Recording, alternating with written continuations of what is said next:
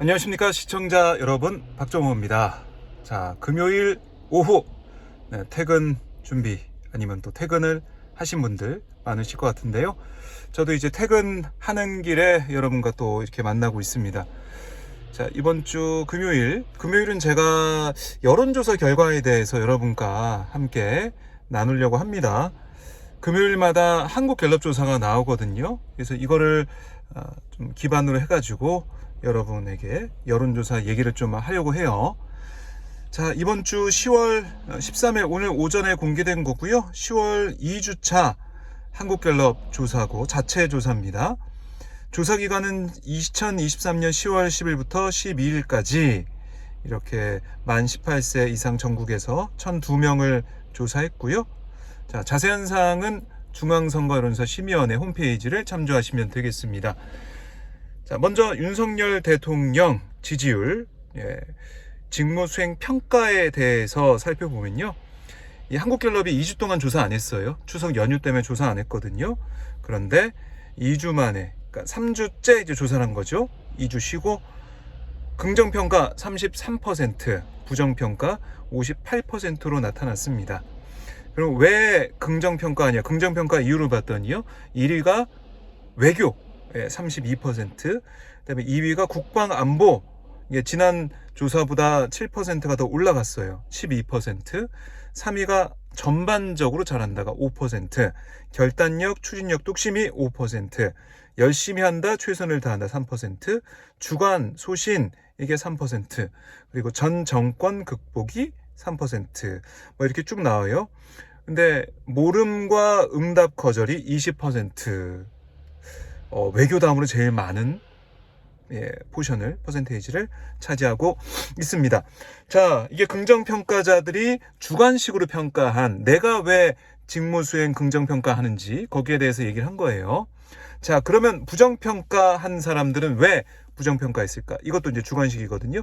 1위 경제, 민생, 물가. 너무 안 좋다.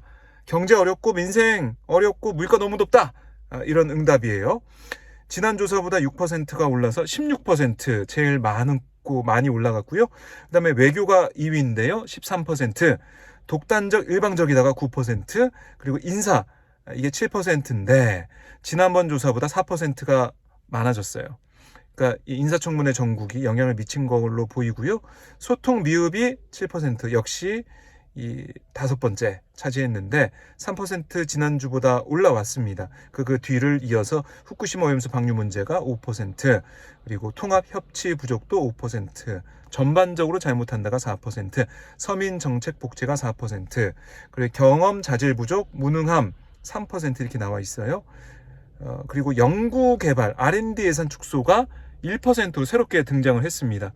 그러니까 이게 자유응답이기 때문에 여기에 등장하는 것 자체가 많은 사람들이 이렇게 생각한다는 거예요. 그러니까 단일 이슈로서 이렇게 등장한다는 것 자체가 국민들이 이 사안을 관심 있게 지켜보고 있다는 건데, 연구개발 예산 축소, 이게 내년도 예산을 정부에서 짰는데 16.6%나 삭감했다는 거 아니겠습니까?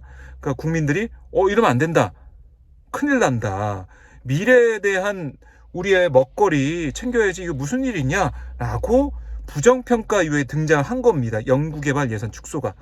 이게 아마 여당 의원들도 이 문제가 심각하다는 것을 알고 있을 것 같아요. 국회에서 예산 논의하는 과정에서 어떻게 될지는 좀 지켜봐야 될 것 같습니다. 자, 이런 부분이고요. 정당 지지도 살펴볼까요? 정당 지지도, 자, 국민의힘이 34%, 더불어민주당 34% 나타났습니다. 무당층이 26%였는데요. 3월 초 국민의힘 전당대회 이후에 양대 정당, 여야가 좀 비슷한 구도로 지속되어 왔는데, 주간 단위로 보면 진폭이 커 보일 수 있지만 이 양당 격차나 추세는 통계적으로 우열을 가릴 수 없는 오차범위 내에서 변동이 되고 있다. 이게 이제 한국갤럽의 설명인데, 결국에는 글쎄요, 이 여야 간의 차이가 없다는 거, 그만큼 지지층이 결집돼 있다는 거고요. 사실 이 조사가 전화조사원 인터뷰 방식이에요.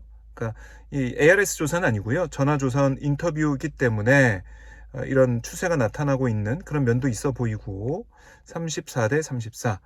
그런데 이게 민주당이 많이 처져 있던 그런 조사, 그러니까 8월 다섯째 주를 보면요, 민주당이 이때 27까지 떨어졌었고 국민의힘이 34였어요. 근데 이게 34로 붙었다. 한 달 반 만에 붙었다. 이거는 그만큼 국민의힘에서는 흐름이 안 좋다.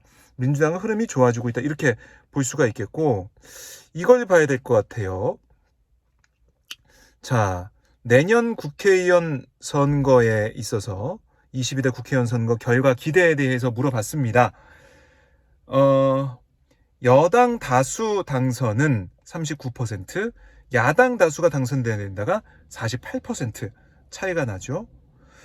이건 뭐냐면, 이게 이제 흐름을 쭉 봐야 될 것 같은데요.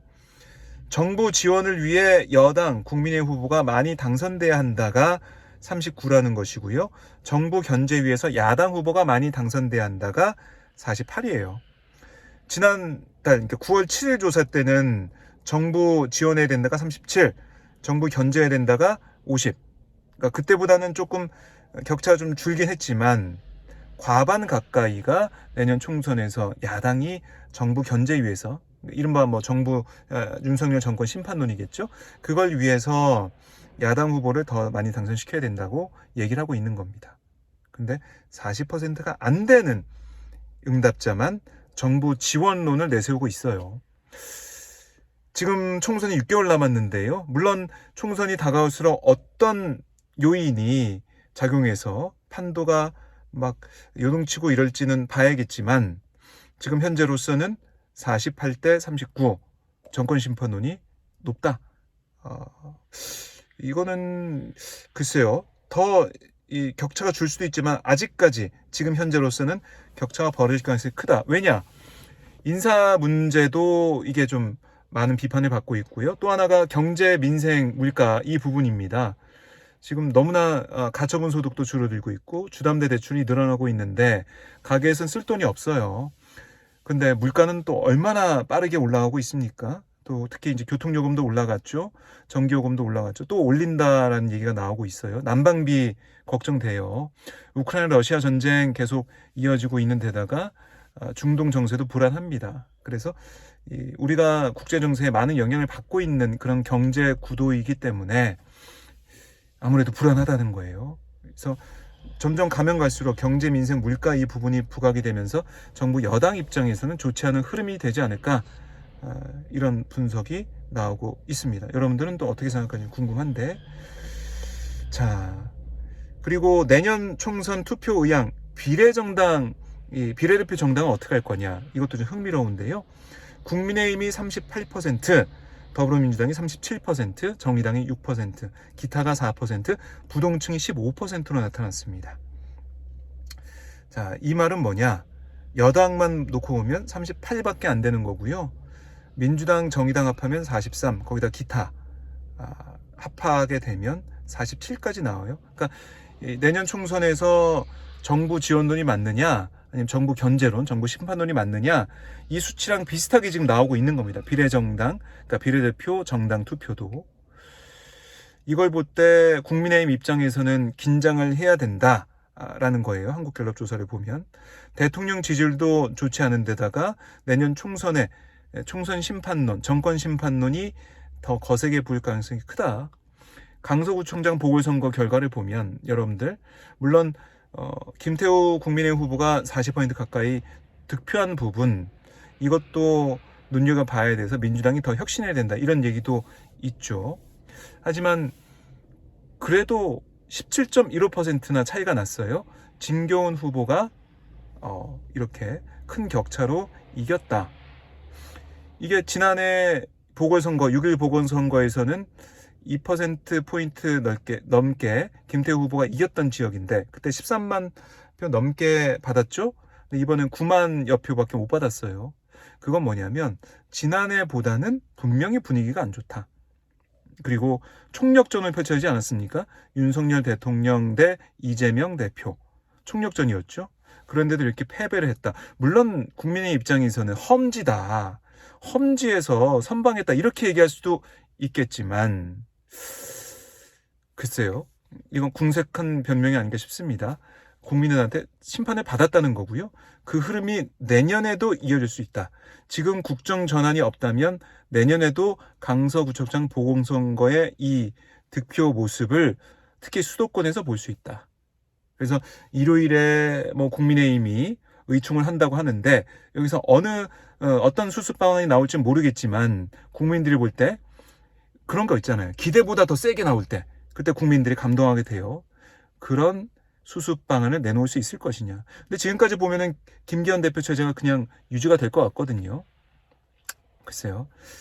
국민의 입장에서는 지금 갈림길에 서 있는 것 같아요. 내년 총선을 앞두고 어떤 결정을 하게 될지 이것도 지켜봐야 될 것 같고요. 자, 이렇게 여당은 좀 흐름이 좋지 않고 야당 흐름이 좋다.